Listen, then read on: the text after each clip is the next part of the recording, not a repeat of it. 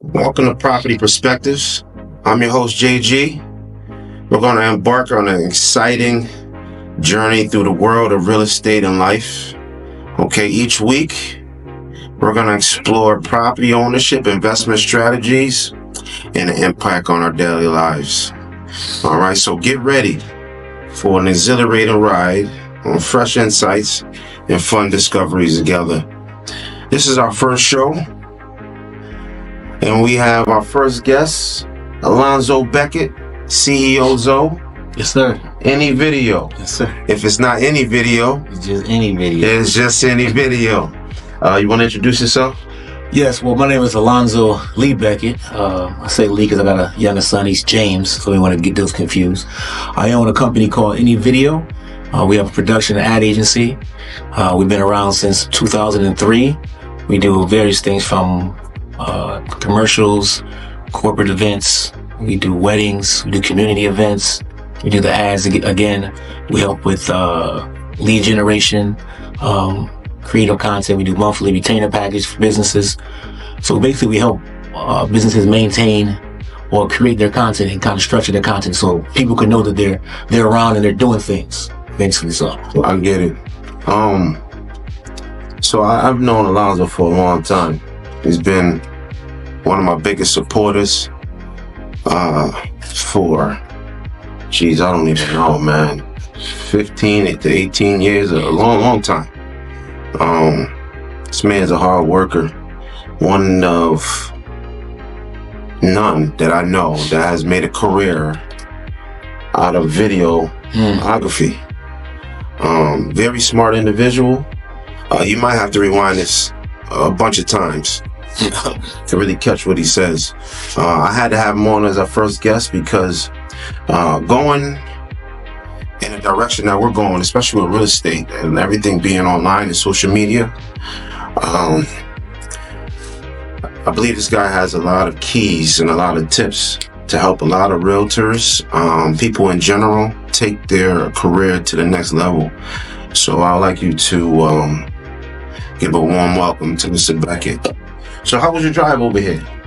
smooth. It's cold outside. It wasn't smooth. I didn't want to get out the car, but it was great inside the car. And what does an average day look like for Mr. Beckett? Well, I'm a person of I'm a habit person. So I need habits. I need happy. Everyone needs some habits. So Of course. I'm up at 5:30 because when I was younger, I was in Project Concern, what they call now the Choice Program. So I was getting up early to go to school. Hated it, but now it's really beneficial to me.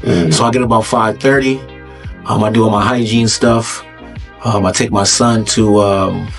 I do a lot of like deep breathing and all these things, as far as how I eat and things like that, and nutrition. I get my son up, take him to school about 7:30, go to the gym. I'm in the gym for about 45, an hour. Home, shower, to the office. Then at the office, either I'm editing for myself or for other people, creating ads for myself or other people, doing like some AI stuff. There's a lot of business stuff. So I'm in there being productive, whatever I have to do. I have things to do pretty much every day, but just try to get in there and be productive every day. Got it. So one of the biggest things that I've noticed since knowing you is as of lately, you're always on a flight. Yeah. How did that work out? Like, how did you start taking your business to where you're being hired by so many people across, America? I think it's just, again, like we spoke off camera, like I love to do what I do. So I'll do it regardless. I'll do community events for free. I'll I'll see somebody that's like-minded on social media that I like what they're doing, and I'll offer to help them. People see it as people are paying me. Some are, but some aren't. But when people see that, they reach out. Right. And they're like, hey man, I have a project we need you to do. I was doing something with Urban Assembly. They're a company out of New York. They deal with SEL, social and emotional learning for youth. I'm teaching them how to deal with their emotions before they're at school. A lot of things going on there in the inner city, in the community, kids something's going on at home. They can't necessarily concentrate on work or homework. So you deal with their social and emotional learning.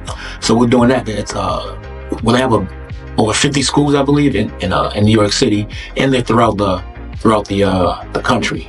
So I had a contract with them where we go to like Michigan, we go to, we were in Atlanta, we were in California and Texas, going to these schools, and I'm just filming. Right. But my guy, shout out to my guy Brandon Frame, Black Man Can. He was at the time the director of it. So me and he's from Hartford as well, and I used to do things for him back in the day, and that's how we linked. Hey, I'm at this new position, I need you, and that's how they just signed me on, and they were just flying around doing the SEL, doing the documentary stuff. Got it. And someone else will say it, and same thing. Someone else will say, hey, can you come over here? I'm like, yeah, I'll come over here. Mm-hmm. And then you figure out that there's a lot of money in it, right? You don't really look. It's fun. You don't really look for the money. You want money, but you don't look for like. I never thought of doing that, and it just came to be because of she just doing my work. Right. Well, I guess when you do your work well, you're gonna get the referral. Right. That comes naturally, right? Mm-hmm. And you gotta love what you do. Right. And how many years you been doing this now? Started in 2003. 2003. Yeah. 20 years last year. We probably met around 2004, 2005, somewhere around there. During those grinding and CT days. Grinding and CT. Yeah. Grinding CT started in 06. Yeah. So there you go. So it started in 06. Yeah, started with music. Which, by the way, we have a large music scene here in Connecticut. And it's been going on for a long time. And you were pretty much the first person to put all these people on video. Right on. Facts. Right, still here. And it's amazing to see. It's amazing to see the work ethic that some of these people put in, into their dreams, right? Because a lot of people don't believe in themselves enough to invest in their own future, right? Can you share with us your journey into the world of real estate and how it intersects with your role as the owner of CEO of any video production and ad agency company? Well, as far as like, you mean as far as filming real estate videos or? Yeah, how do you think that your business could intersect with real estate? Oh man, like for once, I mean, I used to say this in the past, but now more so than ever, that people watch everything on their phone. You get together with a bunch of friends, and you, at one moment during that gathering, no one's talking to each other, and everyone's on their phone. Right? And the funny thing is, you're texting someone else to meet someone else later, that you'll get there and meet them, and y'all probably do the same thing. Right? Is that weird? Right. So with that said, everything is on your phone. So, and we can't be everywhere at once, but your phone makes you be. People can see that's never seen you, admire you, adore you from far. Right. So, like real estate, like I love it. I don't know who doesn't love a beautiful house. I know, right? Like who doesn't love a beautiful house? Yeah. Right. But how can you show people a beautiful house without them coming in and you giving them a tour or? Right. So that's the whole thing of it. So you need to find creative ways to show video. They started with the virtual tours. That was the first thing that started. Yeah. So I've been doing this long enough to remember when that was just getting started. Back in 2002, 2003. The virtual tour was just being thought about. I mean, we were just starting to text. Yeah. Right. We were just getting smartphones. Everything was brand new.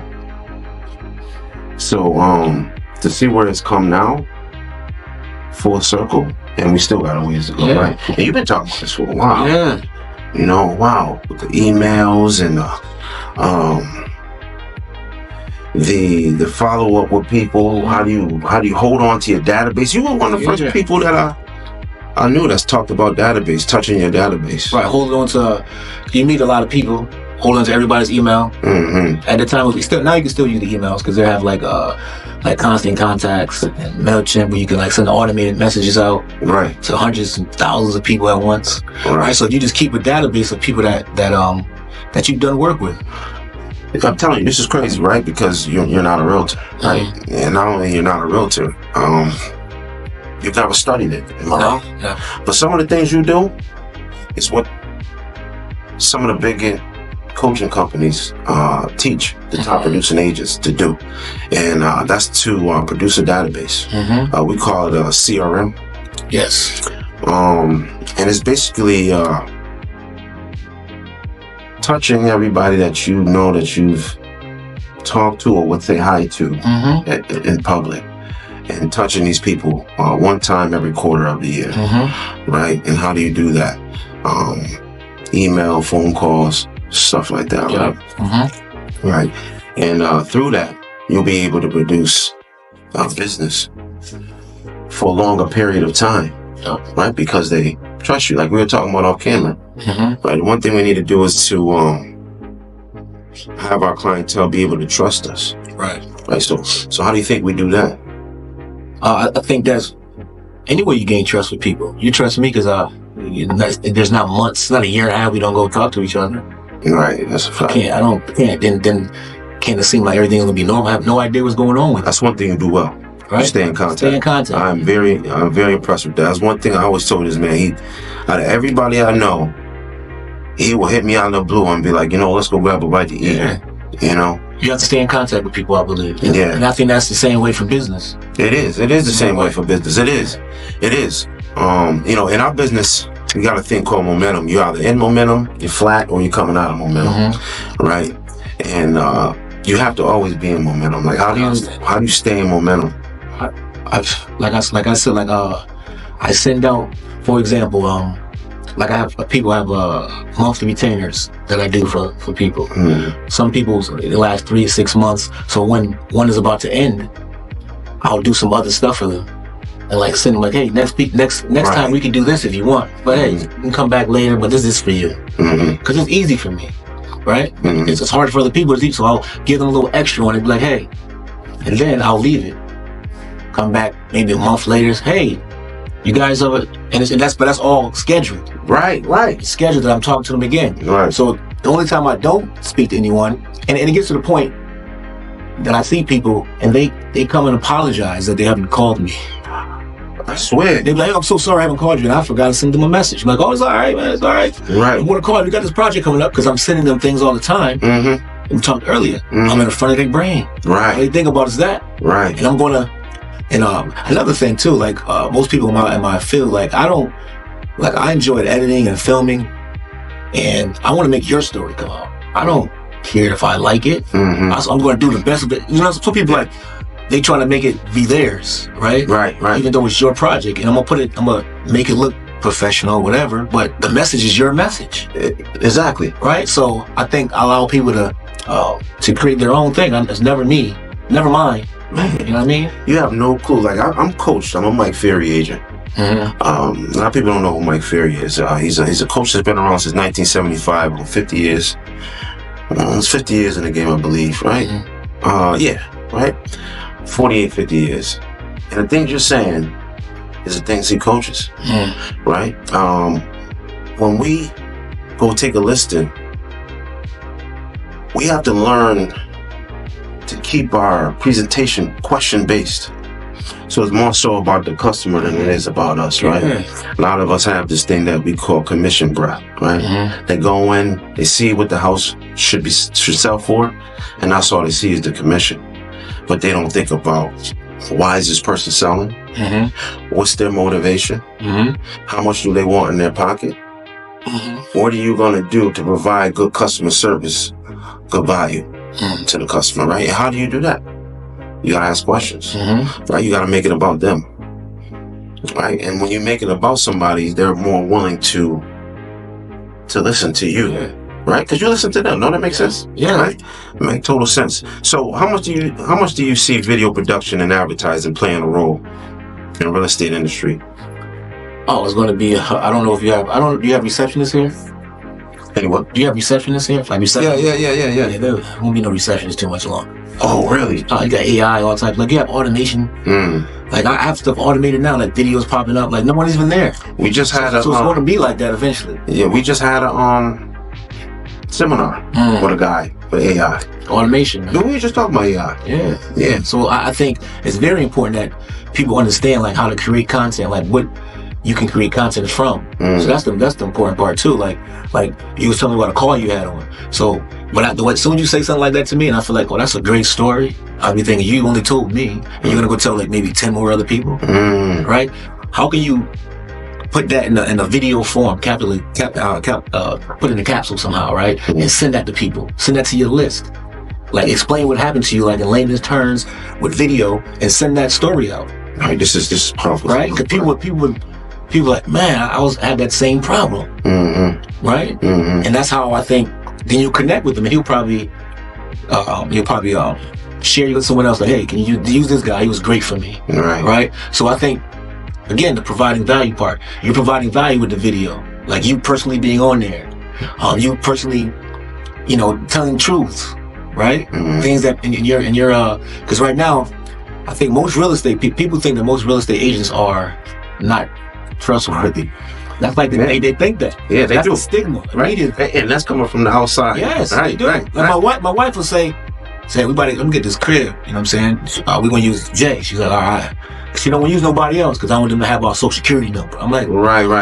Yo, and that's a misconception. Right, a lot of people don't know. And it's a misconception to me, and I'm around, like I'm on the internet and stuff. So people that don't do any of that, how do you think they feel? They're like, they put money in the mattress still. So you have to have a way where they're on their phone, they watch it, and it becomes their idea, not yours, right? Right. Because it can't be your idea. Right, no. Right, so when it becomes their idea, they'll come to you with this, then you're like, I just help them out, because they probably watch some videos. Right. Because most people don't want knowledge, like they don't want to know, felt like they didn't know something. Right. I didn't know that. They don't want, but if they find out about it, they come to you, they feel like they're knowledgeable, even though they're not. They can say some things to make it feel like they feel better in the conversation. Because the conversation is like a different language, really. Right. Like a different language. It's true. What do they say? People like acknowledgement, right? And how the best way to acknowledge somebody is to listen to them. Right? Understand where they're coming from. And that plays big in life. Getting along with people. Yes. So what are some of the creative ways video production can be used to showcase properties, engage potential buyers, investors? Besides the first one, the virtual tours, that's kind of older now, right? So we're talking about the easiest ones are like testimonies. So people that, but now testimonies are getting drawn out because now you can pay people to like say something that feedback, right? Like paid actors be testimonies like, he was a great real estate agent. They can do that now. But things you can't fake is like I was telling you, like if you had a list of people that you sold houses to and you had their emails, they're already happy in their homes or whatever, but they have friends and things like that, so you never lose contact. So maybe every quarter, like I was saying, you recorded your screen, put your face up there, do like Google Maps, say, hey, this is your neighborhood, your house used to be this much, now it's this much. I know you ain't selling, but just to let you know, the market's moving this way, just to give them some information on it. Always giving you information, because once you own a house, you own a house for, till basically forever, some 40, 50 years or whatever, but so you want to know about it at all times, how the market is, all those type of things. Even when I was saying, again, with the another video, again, with the people you've already sold houses to, you could have a video with like valuable services they can use in the community. Right. For whatever, these are services that you use, or that you would use. Because they trust you already, so they're going to use your plumber, your electrician, your garbage guy. They're going to use all those guys, but you're providing information through an email that you give to them. They signed up for it. They can unsign too, or unsubscribe. But it's something they at home on the toilet, whatever, watching it. They don't got to look at the newspaper or anything anymore, because you just gave them all that valuable information about their house. And the ways you there's two videos you can do. Let me think of another one. Want to come to me, but the whole point is that you want to, all the behind the scenes things that you do, you got to find a way to let everybody know that this is happening. Bro, so listen, I'm glad I got you here, right? Because it's been many times we had conversation, and some of the things you say, it really blows my mind, right? So when we used to do music together, one of the things that stood out with us, and I'm not just gonna say me, because it was us, it was a team of us that came together, and we made a lot happen. We had our group, it was Blank Ink. We had Any Video, we had BKS Photographs, but we had Chewy, Our Voice, and then other people like Canal, helped out, help out with cameras, Al. It was a team that came together. But coming back after not doing music for a little while now, we still do music. Some of the team still does it. What I realized is, as a real estate agent, we're like paid to be paid actors, especially the way that it's showed on TV now with all of the shows they got now. And I was just saying to myself, it's almost like I need to start walking around with a camera crew again, a camera guy, you know, the same way we were doing the music. Because the stuff that you're saying is making me realize that, you know, I need to hire somebody like you just to be my video part, you know, because I can't do everything, right? You got all these great ideas, and how could me as a top producing agent add this type of value? Because this value, you gotta add value to my client base. Well, I think retainer's always good, because your retainer, you get like every monthly retainers, they get 10, 20, 30 hours a month, depending, because they'll give me a calendar. Like I give them a calendar, a 3-month calendar. I always do it in 3-month increments, because you can kind of figure out what they need going forward. Give them 10 hours, 10 to 15, depending on how many hours they want of editing and filming, for example. I work with the Legacy Foundation, right? The Albany Avenue. They do a lot of things, inner stuff for inner city kids. Take them to the Knicks game. They do a lot of great stuff, right? But no one really knows. So that was my pitch to them. Right. So now there's a calendar, like they have events that I'll go to. Even if they don't have events, because people are not really sure how to do it, I scour their Facebook in there, because they go do things all the time. They take pictures, they forget to call, whatever's fine, because I'm gonna scour your Facebook. You just went skiing with the kids. I went to the Knicks game. I took all that stuff and I edit something up. Right. I make ads. Right. Let them know that, hey, we do this. You know what I'm saying? Because they had, you know, but with all their brand colors. So basically, I'm creating it. So now they're saying like, oh, I need more. I need to do more than 3. I need more than 10 hours. And they didn't realize it, because when you tell people things, they're like, oh, he's trying to get money out of me. I'm like, no, all right, let's just do 10, and then I'll show you. I'll give you some extra stuff, like that wasn't included, but this is what it could be.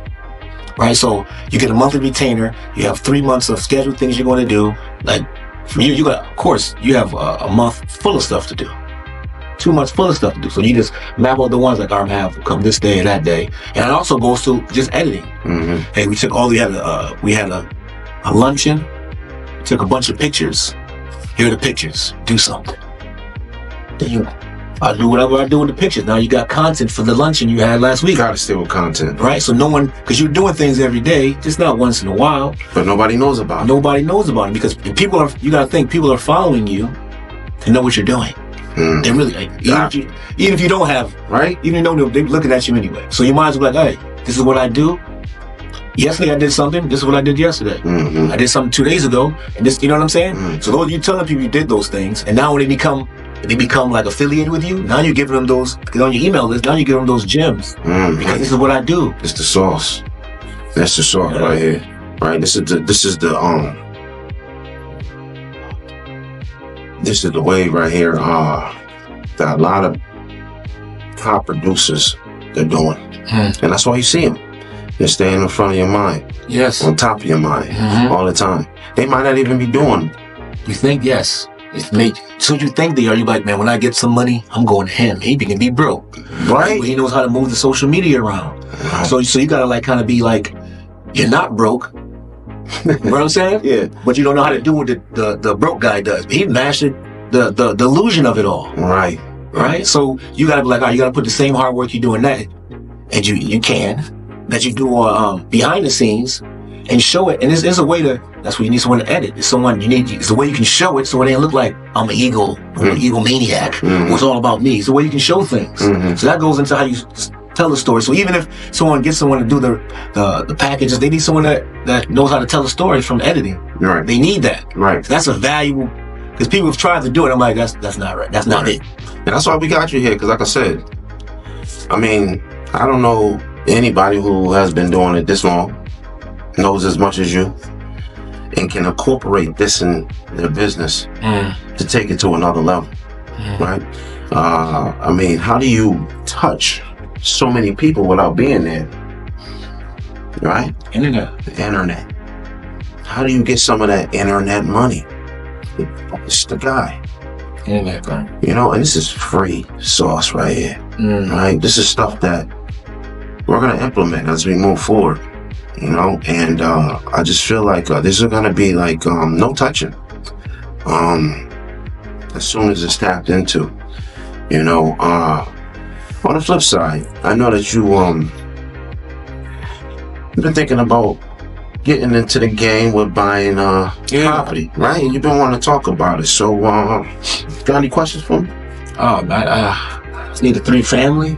Okay. Right? I need to know everything. Like I said, for example, I'm investing in what I do so much. I know a little bit about other things. I don't know. You know what I'm saying? I'm not the saying is longer than what I'm gonna say, but it's a jack of all trades, right? But jack of all trades, but how's it go? Jack of all trades, but a master of none. Master of none. It keeps going though. Right. I can't remember the end of it. People always cut it off at that part, which if you hear the whole thing, it makes sense. Yeah. So I'm kind of, if you figure that saying out, I'm kind of like that. Like I know a lot about my trade, and I know a little bit about other things, but it's all like misinformation. It's a lot of misinformation. That's what I'm saying. Like there's no one I don't know personally that I can go to a real estate channel and just get knowledge, get information. So much information that I need. Like I can go get my house myself. I don't know if there's a place like that. So and then when I go through things, like we're gonna go through the process of the house, I'm gonna know exactly what I'm gonna be able to make me a video explaining that to everyone, like simplify, because I'm gonna know, because I'm good at, once I go through something, I can show you how to do it without, you know what I'm saying, cut to the chase. Like I can tell you exactly how to do something without, going beating around the bush, so to speak. So once we go through it, as soon as I have understanding of it, and I will probably produce something to be like, it was easy. This is what I did. Because most things, they're all hard until you get there's a system or a workflow to it. Once you figure that out, you're off and running. Right. So I'm just trying to figure out that because Marv, my boy Marv, shout out to Marv, he's figured it out. Marv. He's about to buy his second. He's figured it out. Right. It was hard. He's like, yo, man. And then, see, I think my skill is it's hard for him to tell me. But I'm like, you know what I'm saying? My skill is as soon as I go through something, I could make a video of it. And you'll understand exactly what I went through. But most people go through things and they can't tell people how they went through it. They don't know how to express it. Yeah, they can't. It, right. So that's what I would do basically. And what I would need to know is like everything that you would be able to tell me. You know. So I've been on the properties for a long time, since 2006, maybe 2005. I bought houses at a young age. I think I was like 26, 27 years old. And at the time, it was foreign to me too, We're people that came from housing complexes, projects, on the house for, I speak for myself, it wasn't really something I was taught, and I got a funny story how I even got into real estate, but it's easier than you think, right? A lot of the times people are just led in the wrong direction. They're miseducated, right? They go off of what somebody else said, or they don't want to put in their due diligence, and they just don't move any forward. They just don't move forward when it comes to it. The main part about buying a home is, of course, holding a job and having good credit. Okay. I always say, keep 10, 15,000 in the bank. All right, that's a good number to start with for a first-time homeowner. And of course, after COVID, everybody got money in their pocket. But they have so many programs. Money isn't always the main issue, right? More so than your job history and your credit. From there, you'll be able to get a good plan of action from a good mortgager, a good lender. All right. Finding a house nowadays, for me, because I'm a listing agent, is not always an issue. For a buyer agent, it's going to be an issue because you're going to have a lot of competition trying to buy a home. But without a good mortgage or a good lender, you're not going to have the money. If you don't got the money, you don't got the house, right? So I tell a lot of people, like I've told you, even if you're to give you a roadmap of what you need to do, if you need to do anything in order to buy a home. And then once you get that insight, you'll know how much you can spend on a mortgage monthly, how much roughly what your interest rate would be, and how much of a home you can afford. Does that make sense? Yeah. All right. So from that point, you'll be able to start looking. Because a lot of times when you're buying a home, you don't even know what you like. Right? Not too many people can give you their dream home, what type of home they would like to live in. Right? Especially a lot of first-time homeowners. They just want a home. Right? 6-room, 3-bedroom, 2 full baths. I don't want to share a bathroom with my husband or whatever the case may be, my kids. So you start looking. Once you start looking, you start to get a good feel of what type of home you want, what type of areas you like, how big you want the house, how many square feet, how many acres, so on and so forth. But the first step is always aligning yourself with a good mortgager. So when you're ready. Well, yeah, so you just made me think of something. Okay. 2 things. First of all, that's a video, right? Everything you just said. See what I'm saying? You just send that to somebody. I'm telling you, bro, your worth is crazy. You just send that. Another thing is, I don't have a job. I have a job, but I don't have a job. I've been last time I had a job. 1099. Yeah, I have a bunch of those. You can still get a house with that. Yeah. So my route is different, right? So when I go research that route, I don't want to. Most of the routes that they're telling me is people with a job. Right. Okay. So boom. You know what I'm saying? Great point. Yeah. Right. Great point. And I'm glad you brought that up because you can get a house just as easy with a job as you can with your own business. Right. The mortgager is the key. A lot of these people get caught up, and this is no shade on anybody, but they get caught up with the banks and even the credit unions, and they have their own place in the business. But there's nothing like a good mortgage broker. Explain the difference in all those. So a bank and a credit union is going to be more stringent with what they allow you to have, quote unquote. A mortgage broker, they shop with many different people, so they're able to find you more creative financing to fit your situation. You know, let's say a bank is only willing to give you a 95.5, and a 95.5 is basically they're going to give you 95% of the money, or not even, let's say 90-10. They're going to give you 90% of the money. You have to come up with the other 10%. A mortgage broker might be able to find you somebody that's 95.5, giving you 95% of the money. You only have to put down 5. And they can go all the way up to 100, maybe even 110 when you get money back at closing. You see, those type of deals a bank, typically, traditional banks, traditional credit unions are not going to do. Right. Okay. So they're able to align you with a better program to get you into a home. What's their cut? What's the cut of the credit? No, the mortgage. What's their motivation?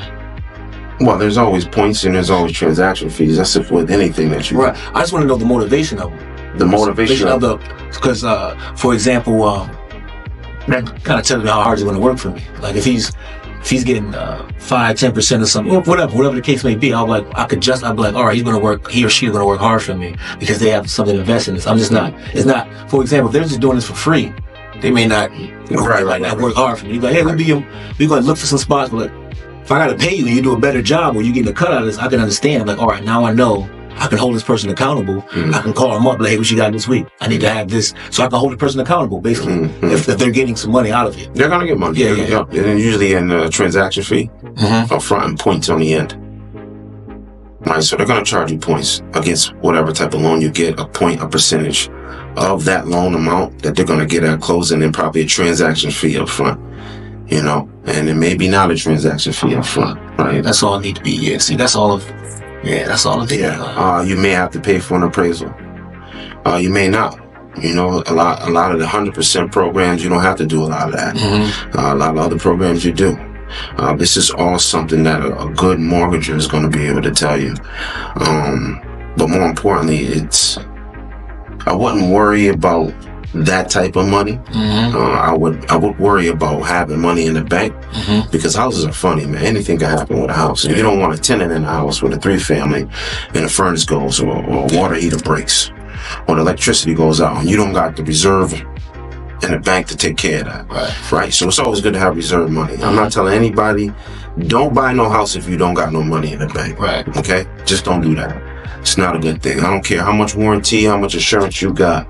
There's nothing like when something happens right now, you have the means to take care of it right now, right?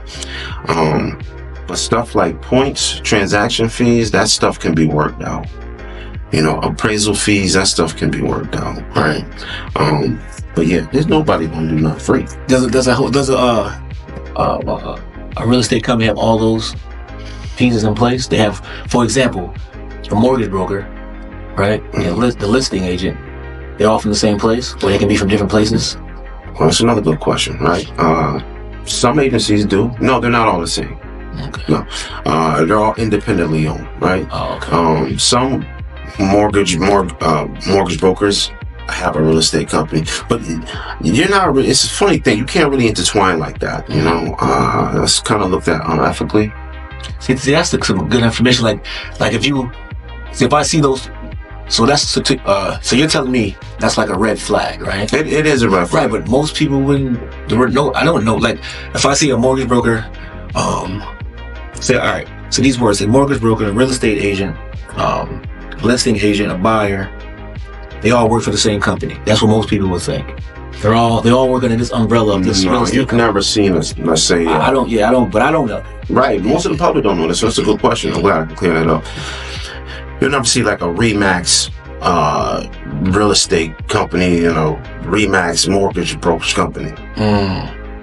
You'll never see that. They might have a mortgage company, that they use, but it'll be a different name. Like a certain company, I won't bring up any names. A bigger agency in the state, they have a mortgage company they use. And they tell their agents to refer. It's a relationship with them. I mean, that's just how some things go. But usually, say like if you need a mortgage, I will give you 3-4 mortgages and you will make the decision at the end of the day which ones you would like. I'm going to give you all, good mortgages. So I feel comfortable with giving you that referral, but you're going to make the decision at the end of the day which one to use. What would be the scariest step for you to move forward? What's going to be the thing that you say, you know what, today I'm going to actually do it? I don't worry. I just with anything I do, I just want more knowledge of it. That's it. Like, I don't think once I feel like I grab something, I'll do it. I don't think I grabbed it. Because if I did, I would have been done it. Because everything else is fine. It's just that I need to know about it. Because I'm about to put some money into this, right? So I just need to, me personally, when I do anything, I just need to know enough about it to feel comfortable. I'll tell you this, have you been following the market at all? No. Exactly, no. I have no idea. Like I said, I'm investing in what I'm doing every day, so I need to. So getting a 3-family, I highly recommend. I highly recommend getting a 3-family, an investment property for any first-time homeowner. It's like Monopoly, the 4 green houses equal 1 red motel. It's always 4 green houses is 4 investment properties, 1 red motel. The fact that you can be a first-time homeowner and buy an investment property as your first property is like God sent, right? For a lot of people. Not everybody even wants that responsibility. For me, I think it's just brilliant, right? I mean, why would you want to work all of the hours of the week to pay for one house, right? What happens if life happens? Now you're laid up somewhere. You're the top producer and you're the breadwinner. And that mortgage still has to be paid. What happens to the property? Now you're in foreclosure, right? You got nobody else. But you have a property that's producing income, which is a second income, which is one of the best things you can do in life is try to figure out how you can duplicate yourself, right? How do we duplicate ourselves? And real estate, that's having multiple streams of income, right? So what's happening with the market is prices are going up. You know, due to COVID starting it, shortage in inventory, lack of people working, getting more inventory on the market, interest rates still being pretty reasonable, even though people think that they're high. They're not as high as they used to be.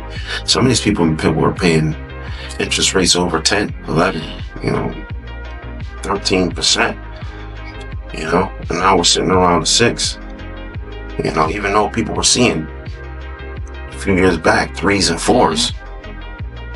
Who knows if we'll ever see that again? Even though real estate is cyclical, that means it runs in a cycle, it goes up and it goes down. We're up right now, maybe it'll go back down, we don't know. But I'm seeing, especially multifamilies, because if we have a low inventory, right, it's lower when it comes to investment property, because people understand having another source of income. So buying a house, you're more adept to winning that type of bid than a 2 or 3 or 4 family. All right, because you're gonna have more people bidding, outbidding you. So what's basically happening, prices are going up. I've been watching houses, 3 families, at least in Hartford County. I've been watching all over the state, and boy, the closer you get to New York, it's going crazy. All right, I'll give you 3 families for example. Guess how much 3 families in Bridgeport, Fairfield County are going for? Oh, Fairfield County? Fairfield, let's say Fairfield County. I have no idea what that is. They're starting in 556. Is that bad? I'm talking about the 550,000 to 600,000 for 3 families. What's the mean? What's the median? What it should be? What is it? Well, I'm telling you that because let's say 2021, around 3. Oh wow. Maybe 260, 275 even. Wow. So we're talking within 2 years, 2-3 years, it's going up that much. I've seen houses last year, let's say Greater Hartford, 3 family, 260, 275. In the north end. You know how much houses now in the north end are going for? 3 families. We're not even talking about single. Can't be 400-500, can't be. Bro, they're over 4. Harvard? In the north end. If they're over 4 in the north end, how much you think they are in the south? Right. The other day, I seen, so we have an agent here, Kemp, right? He came here with the 5 Stars Realty with me from a different company. Great young agent, 23 years old. I wish I was doing real estate at 23 years old. He listed a property in New Haven for $650,000 to 3 family. I looked at that and I said, no way. There ain't no way somebody's gonna buy it. Now they're gonna buy it in Fairfield County because that's all the New Yorkers, right? You coming up 95 now. We're getting into 91 North. You know what I mean? I looked at all the comps in the state. That day I looked, there was no comps in New Haven over 650. I don't think they were over 5.25, 550. 3 days later, I seen 3 close. Guess how much? That price they're asking, no? They get that price? I seen 1 at 580. Remember, no comps. Now, when there's no comps, how is the appraiser gonna come in and say that this house makes 580? How do you do that then? Right. 3 days later, one went for 580, another one for 820,000, another one close to $1 million. We're talking 3 families, bro. 3 families. I'm saying and nothing stands out about it. And I'm talking about the rents, because that's what's really going crazy is the rents. That's what it is too. It's the rents. The rents are going crazy right now. The interest rates is rising. A little bit here and there is causing the rental price to go up. There's a lot of different factors, right?